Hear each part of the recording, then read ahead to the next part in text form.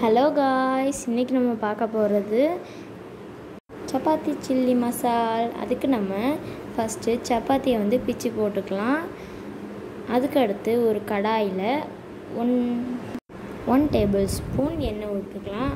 அடுத்து 1 table spoon mustard போட்டுட்டு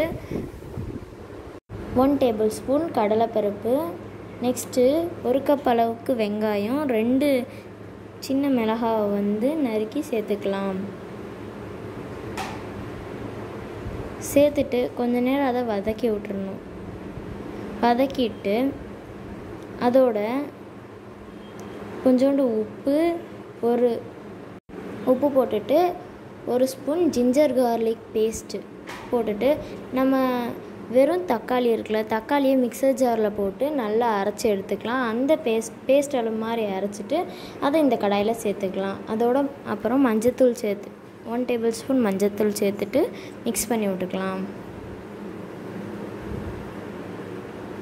next Kashmiri chilli powder 1 table spoon சேர்த்துக்கலாம்.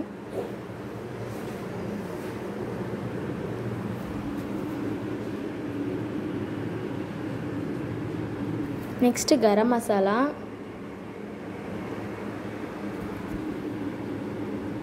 போட்டு நல்லா மிக்ஸ் பண்ணியிருக்கலாம்.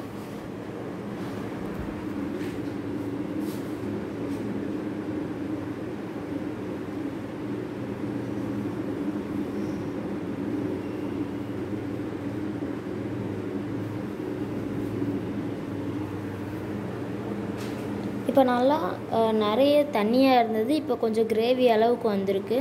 அந்த நேரத்தில் நம்ம பிச்சு போட்டோம்னா சப்பாத்தி, அந்த சப்பாத்தியை இந்த கிரேவி மாதிரி இருக்கிறதுல சேர்த்துக்கலாம். சேர்த்துட்டு ஒரு 2 நிமிஷம் போல் மிக்ஸ் பண்ணி விட்டுக்கலாம். நல்லா அந்த சப்பாத்திக்குள்ளே அந்த மசாலா எல்லாம் உள்ளே போகிற அளவுக்கு நம்ம மிக்ஸ் பண்ணி விட்டுறணும்.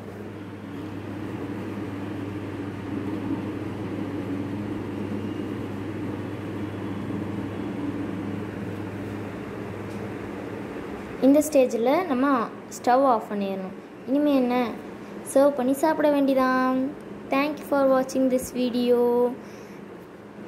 Grace our channel Vex Cooking and Craft World. Share and comment. Thank you for watching your video.